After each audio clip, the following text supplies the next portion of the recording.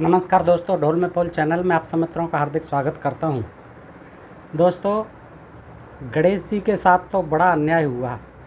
यद्यपि आज उनकी बहुत ज़ोर शोर से चारों तरफ जो है पूजा पाठ चल रहा है, उनकी धूम मची हुई है पूजा पाठ की। लेकिन गणेश जी के साथ जो है प्रारंभ से ही, जन्म से ही बहुत ही मजाक हुआ है दोस्तों। पार्वती ने ही मजाक किया। पार्वती जी को शिव जी से ही पैदा करना था संसर्ग से, लेकिन उन्हें पता नहीं क्या सूझी कि स्नान करते वक्त जो है 2.5 किलो मैल निकाल डाला और गणेश का सृजन कर दिया और बिठाल दिया द्वारपाल बना करके। और पिता ब्रह्मा जी, वो शंकर जी जो है, जो कि तीनों लोकों के स्वामी हैं, भगवान हैं, उनको यही पता नहीं था कि ये हमारा पुत्र है। पार्वती जी ने बिठाल दिया इसे द्वारपाल बना करके तो उन्होंने भी उसका सिर काट दिया दोस्तों। और फिर क्या मजाक किया, उसी सिर को ही चिपका देते ज्यों की त्यों पार्वती के रोने बिलखने पर। लेकिन उन्होंने क्या कारस्तानी की कि गड़े हाथी का सिर काट लाए। अब बताइए, हाथी का सिर जो है कितनी उससे जोड़ पाए होंगे वो। ये उस समय की तकनीक कितनी बड़ी रही होगी। आदमी के सिर पर जो है, आज विज्ञान इतना तरक्की पर है, आज भी ये संभव नहीं है कि किसी जानवर का, किसी का भी सिर जो है किसी के धड़ पर लगा दिया जाए। कैसे संभव है? और जबकि इतनी बड़ी विशाल सूंड होती है, कैसे बैलेंस बन पाएगा आदमी के शरीर पर। लेकिन दोस्तों, ये है कि पुराण है, ये जो कुछ भी लिख दें। और इसके साथ ही आप ये देखिए कि आज भी कैसा मजाक बन रहा है। उन्हें राष्ट्रीय स्वयंसेवक संघ का जो है स्वयंसेवक बना दिया गणेश जी को, पंडालों में बिठाल दिया, ध्वज प्रणाम कर रहे हैं बाकायदा जो है। और साथ में उनका जो वाहन है मूषक, वो भी जो है गणवेश पहन करके स्वयंसेवक संघ बन गया है, स्वयंसेवक बन करके दोनों ही जो है ध्वज प्रणाम कर रहे हैं। दोस्तों, ये मजाक नहीं तो क्या है। कल को जो है कांग्रेस वाले जो है गांधी नेहरू टोपी लगा करके, जैकेट पहना करके वो खड़ा कर देंगे, तो फिर इनको वेदना हो जाएगी, परेशानी हो जाएगी।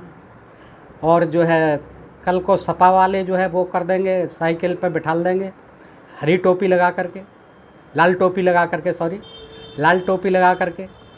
तो ये जो है देवताओं का या भगवानों का ये अपना राजनीतिकरण क्यों कर रहे हैं, ये सोचने की बात है।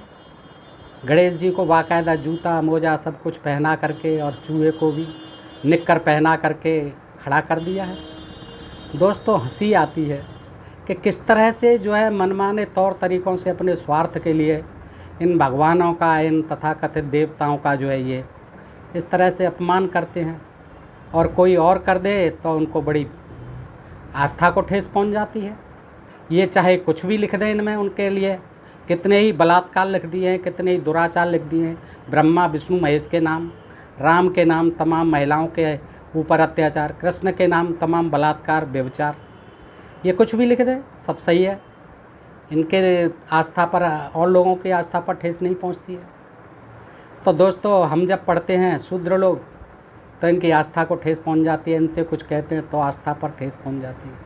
और हमारे लिए, शूद्रों के लिए ये कुछ भी लिख दें कि ये पतित हैं, नीच हैं, कमीन हैं, इनको जो है मंदिर में नहीं घुसना चाहिए, इनको तो वेद पढ़ने का अधिकार ही नहीं है, कोई धर्मशास्त्र सुनने का अधिकार नहीं है, कान में शीशा चुभा। हमारी कोई भावना नहीं है, हम इंसान ही नहीं है, शूद्र जो है, बहुजन जो है। तो दोस्तों, इस तरह की बातें। अभी देखिए, एक मजाक और है। अभी मैंने 323 क्रमांक का वीडियो जो बनाया ब्रह्म वैवर्त पुराण से, उसमें जो है गणेश जी ने रोका है उसको, परशुराम जी को शिव जी के दर्शन करने आए थे। 21 बार क्षत्रियों को मार करके, पृथ्वी को क्षत्रिय विहीन करके शिव जी जो कि उनके गुरु हैं उनका आशीर्वाद लेने गए थे। लेकिन वहाँ भी गणेश जी जो है द्वारपाल बने बैठे थे, उन्होंने रोक दिया कि नहीं, आप नहीं जा सकते, वो विश्राम कर रहे हैं। और उनको तो जोश आ ही जाता था, फरसे से उनका वो काट डाला। लेकिन उससे पहले जो है गणेश जी ने सूंड में लपेटा, 7 और लोक दिखा दिए, समुद्र में फेंक दिया। फिर वहाँ से उठा के आए तो फिर फरसा तान दिया और एक दांत जो है काट दिया, एक दंत कहलाए। लेकिन दोस्तों, यही कहानी जो ब्रह्म वैवर्त पुराण में दी हुई है, और ये जो है आज मैं सुनाता हूँ यही कहानी कि परशुराम, वो गणेश जी जो है एक दंत क्यों कहलाए। न कि परशुराम ने तोड़ा उनका ब्रह्म वैवर्त पुराण के अनुसार। आज जो है पद्म पुराण में विवरण मिलता है इसी कथा का कि बलराम जी जो कि कृष्ण के बड़े भाई हैं, उन्होंने मूसल, उनका हथियार मूसल था, परशुराम का फरसा होता था, तो उन्होंने मूसल से तोड़ा था। और देखिए दोस्तों, वो बात जो है राम जो गणेश जी की है, परशुराम वाली बात है, वो शायद सतयुग की मालूम पड़ती है, और ये जो है द्वापर युग में आ जाते हैं गणेश जी जो है। तो ये बलराम जी जो है, क्योंकि कृष्ण और बलराम तो त्रेता में थे। और प्रसंग क्या है दोस्तों, इससे पूर्व में बता देता हूँ थोड़ा सा प्रसंग कि कृष्ण जी का पुत्र होता है प्रद्युम्न, रुक्मिणी से पैदा, और फिर जो है रुक्मी से पैदा अनिरुद्ध होता है, यानी उनका पोता अनिरुद्ध। और अनिरुद्ध की शादी होती है बाणासुर की बेटी उषा से, और बाणासुर था बलि का पुत्र, जिसको के विष्णु ने छला था 3 कदम में। तो इस तरह से बाणासुर की पुत्री असुर था। ये देखिए श्री कृष्ण जी ने जो अंतर्जातीय विवाह किए, असुरों में विवाह किए, बलि की जो है नातिन हो गई, पोतिन, उसके साथ जो है अनिरुद्ध की शादी करके लाए श्री कृष्ण भगवान। और वहीं जो है ये युद्ध होता है बलराम जी का, और उसका महादेव जी अपने पुत्रों सहित गणेश और कार्तिकेय सहित पहुंच जाते हैं। युद्ध होता है, वहाँ मूसल से जो है वो उनका एक दांत तोड़ देते हैं बलराम जी। तो ये दोस्तों 2 पुराणों में 2 तरह की कथाएं गणेश को लेकर की गई हुई हैं। एक दंत कहलाते हैं वो। तो एक दंत जो है वहाँ परशुराम ने काटा, तोड़ा फरसे से, और यहाँ जो है बलराम ने मूसल से तोड़ा। दोस्तों ये बड़ा रोचक प्रसंग है। आपसे अनुरोध करता हूँ कि आप इस वीडियो को पूरा देखें, ज़्यादा बड़ा वीडियो नहीं है दोस्तों। आइए देखते हैं। अनिरुद्ध के साथ उषा का विवाह होता है, वहीं पर दांत तोड़ा जाएगा। देखिएगा दोस्तों, महादेव जी सुना रहे हैं पार्वती को ये कथा। देखिए, सुनाने वाले भी खुद हैं महादेव जी। पार्वती भगवान श्री कृष्ण के रुक्मिणी के गर्भ से प्रद्युम्न उत्पन्न हुए, जो कामदेव के अंश से प्रकट हुए थे। कामदेव ही थे, भस्म कर दिया था इन्होंने, और वो आगे चल करके ये प्रद्युम्न बने। महादेव जी ने ही कामदेव को, विष्णु जी ने जब परेशान कर रहा था कामदेव महादेव जी को, तो विष्णु जी ने जो है कोप करके महादेव के कहने पर उसको भस्म कर दिया था, और फिर उसको आशीर्वाद दिया था, वरदान दिया था कि तू जो है आगे चल करके कृष्ण जी का पुत्र बनेगा। तो वो प्रद्युम्न जो इस तरह से कामदेव के अंश से प्रकट हुए थे। वे बड़े बलवान थे, उन्होंने संबरासुर का वध किया था। उनके रुक्मी की पुत्री के गर्भ से अनिरुद्ध का जन्म हुआ। अब रुक्मी की पुत्री जो है, रुक्मी कौन था? रुक्मिणी का भाई था। उसकी पुत्री जो है, यानी रुक्मिणी के भाई की पुत्री जो है बेटे के लिए ब्याह दी, और ये प्रद्युम्न के लिए, और उससे रुक्मी के पुत्र से गर्भ से अनिरुद्ध का जन्म हुआ, यानी कृष्ण का ये पोता हो गया। अनिरुद्ध ने भी बाणासुर की कन्या उषा के साथ विवाह किया। उस विवाह की कथा इस प्रकार है, सुनाते हैं। एक दिन उषा ने स्वप्न में एक नील कमल दल के समान श्याम सुंदर तरुण पुरुष को देखा। सपने में उषा ने स्वप्न में ही उस पुरुष के साथ प्रेमालाप किया, और जागने पर उसे सामने न देख वह पागल सी हो उठी, तथा यह कहती हुई कि तुम मुझे अकेली छोड़ कहाँ चले गए। वह भांत भांत से विलाप करने लगी। कौन? उषा।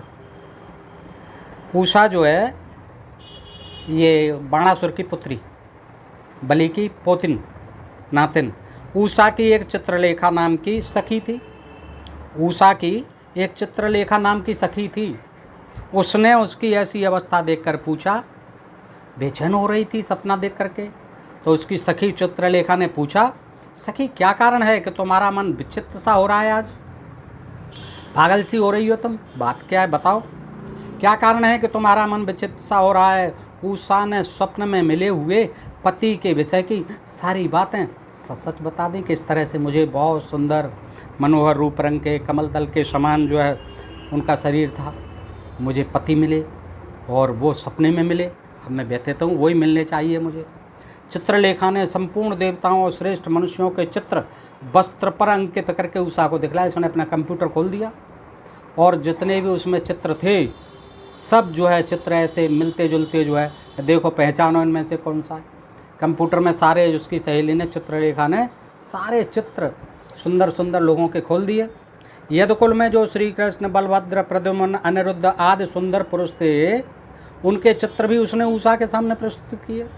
यानी वो तो फोटोग्राफर थी कोई, उसने सारे फ़ोटो इकट्ठे कर रखे थे। चित्रलेखा उसकी सहेली ने सब दिखाए, कृष्ण के दिखाए, अनिरुद्ध के, प्रद्युम्न के, सबके।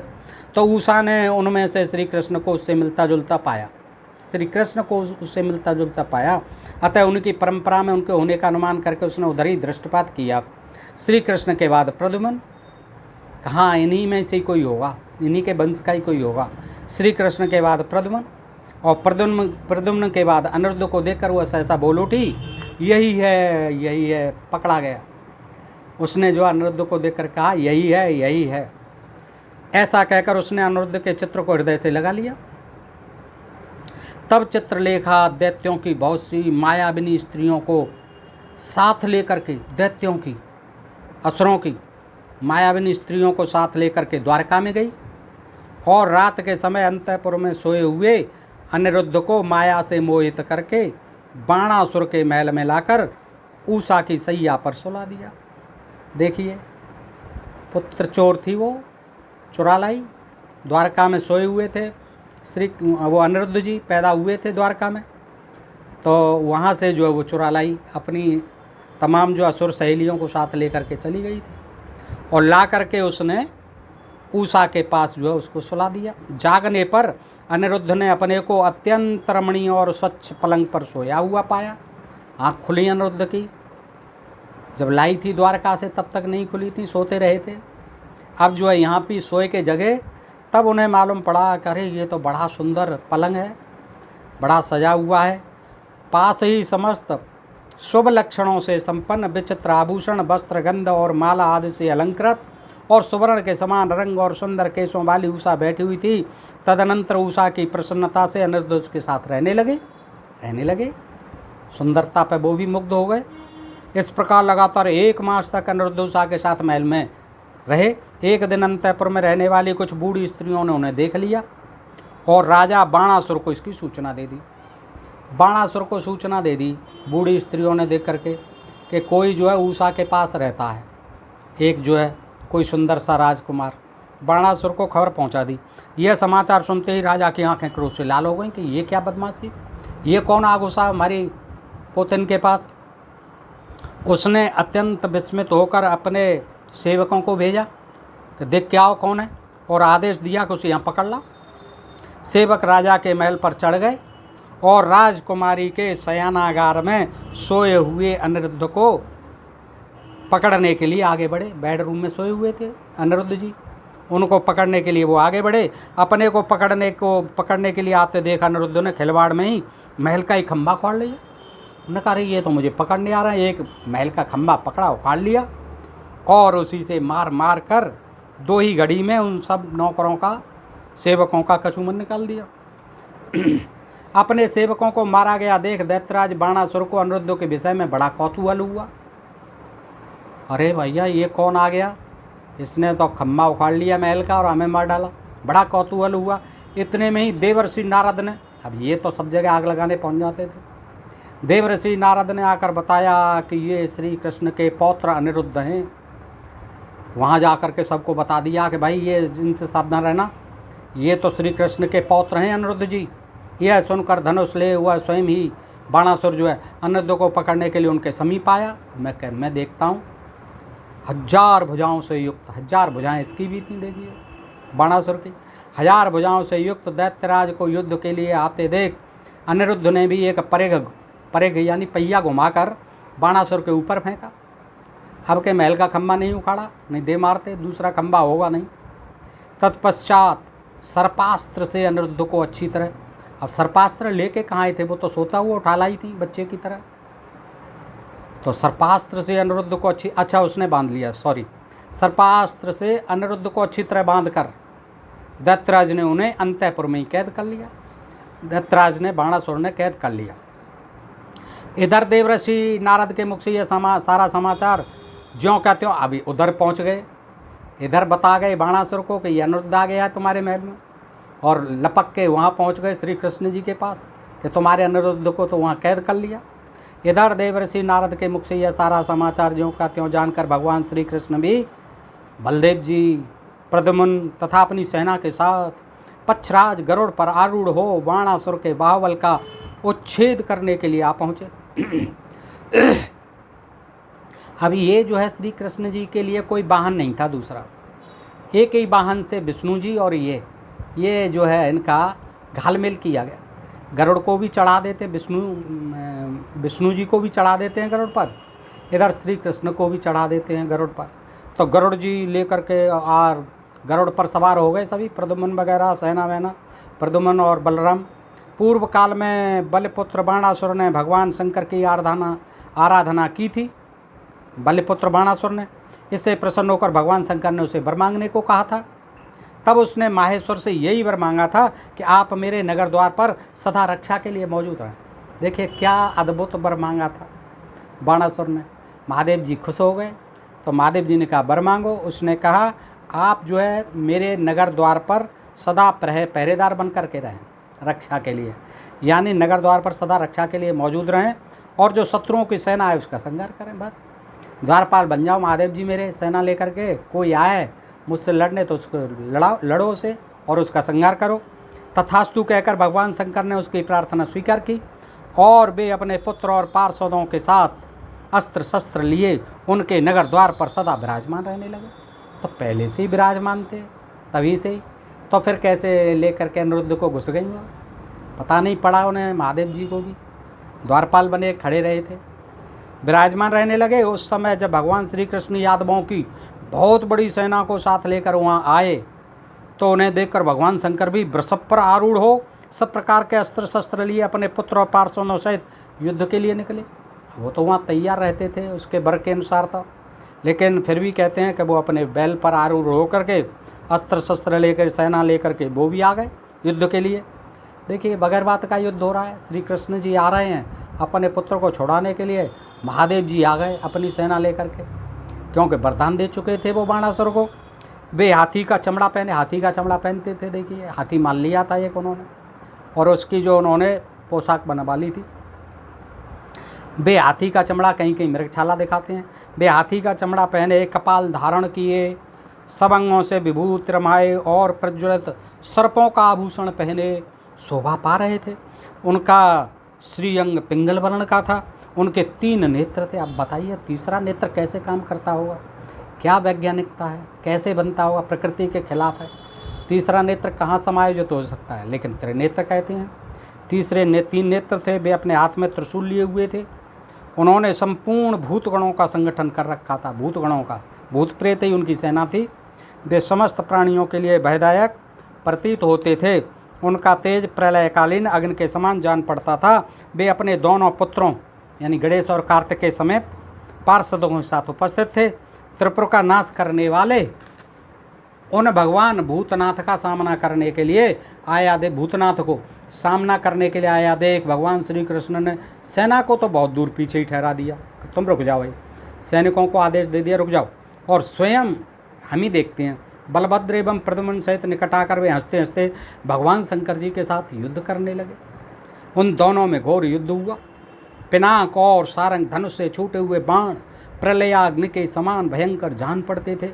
बलराम जी गणेश जी के साथ और प्रद्युम्न कार्तिकेय जी साथ भिड़ गए, यानी बलराम जी तो गणेश जी के साथ भिड़ गए और कार्तिकेय जी प्रद्युम्न के साथ भिड़ गए। दोनों पक्षों के योद्धा महान पराक्रमी और सिंह के समान उत्कट बल वाले थे। गणेश जी ने अपने दांत से, देखिए ये देखिए नई कहानी है, गणेश जी ने अपने दांत से बलराम जी की छाती में प्रहार किया। तब बलराम जी ने मूसल उठाकर उनके दांत पर दे मारा। ये कथा इस तरह आ गई दोस्तों। मूसल की मार पड़ते ही गणेश जी का दांत टूट गया और वे चूहे पर चढ़कर रणभूमि से भाग खड़े हुए। अब क्या करें, दांत टूट गया, घायल हो गए बलराम जी के मूसल से, तो चूहे पर चढ़कर रणभूमि से भाग खड़े हुए। तभी से टूटे हुए दांत वाले गणेश जी इस लोक में तथा देवता दानव और गंधर्वों के यहाँ एक दंत नाम से प्रसिद्ध हुए। अब एक दंत क्यों है, और भी तो दंत होंगे गणेश जी के। अच्छा 2 ही दांत होते हैं हाथी के, तो एक दांत रह गया, एक दंत कहलाए। अच्छा कार्तिकेय जी प्रद्युम्न के साथ युद्ध कर रहे थे। अब पता नहीं भाषा कौन सी बोलते होंगे वो गणेश जी वाली, मनुष्यों वाली बोलते थे, हाथी वाली बोलते थे, पता नहीं। अब उसका मुंह तो था ही नहीं इंसान का, तो वो इंसान की भाषा तो बोल नहीं सकते थे मनुष्य की, तो वही हाथी वाले चिंगाड़ते रहे होंगे वो। तो गंधर्वों के यहाँ एक दंत के नाम से प्रसिद्ध हुए। कार्तिकेय जी प्रद्युम्न के साथ युद्ध कर रहे थे।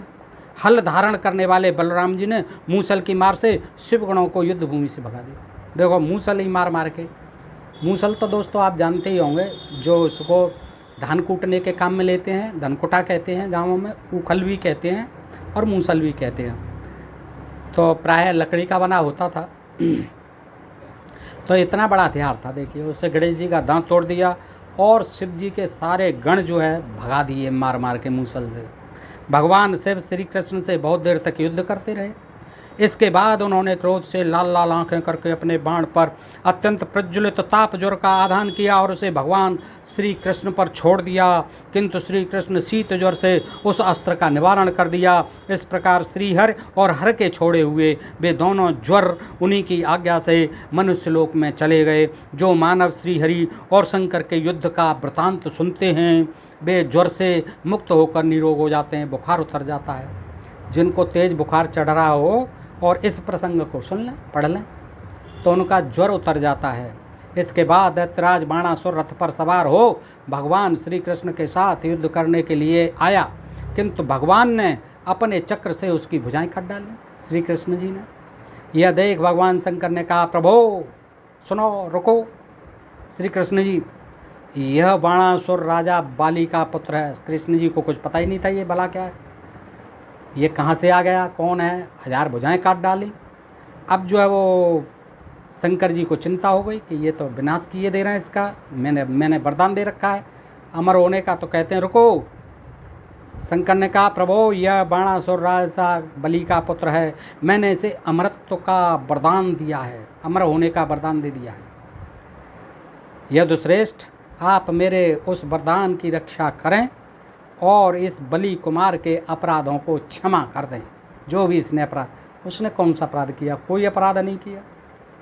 अनिरुद्ध जी को वो गौशाला ही थी, उषा ने कहा था और वहाँ शादी कर दी, वो ला कर के सुला दिया सैया पर। उसको तो पता ही नहीं था बाणासुर को, उससे क्यों युद्ध करना था, उसका क्या अपराध था।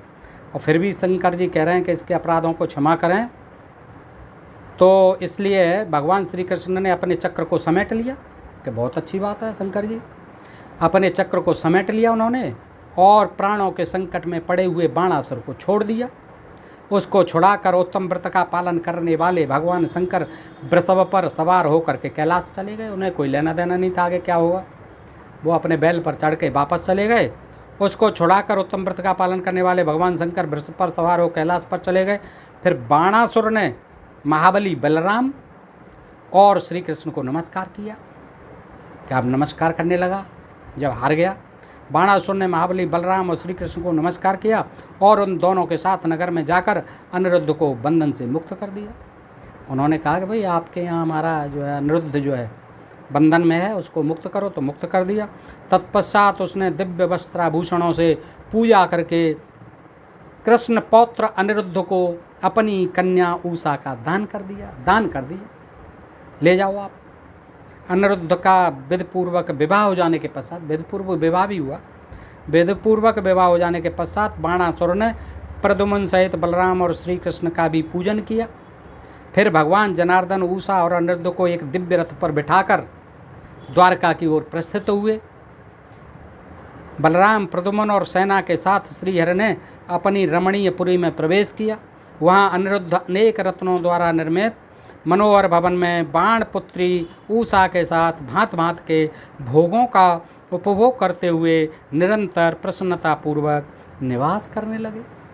तो दोस्तों इस तरह से ये प्रसंग मैंने जो है, ये देखिए पद्म पुराण है, गीता प्रेस गोरखपुर, इससे सुनाया दोस्तों।